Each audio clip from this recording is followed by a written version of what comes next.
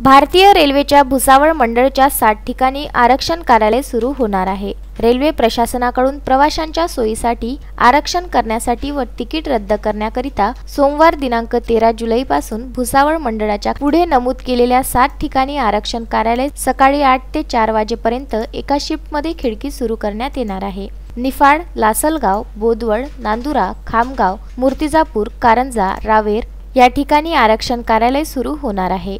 आरक्षण धारकांनी आरक्षण कार्यालयामध्ये येताना मास्क लावून येणे आवश्यक आहे आणि सोशल डिस्टन्सिंगचे पालन करणे गरजेचे आहे।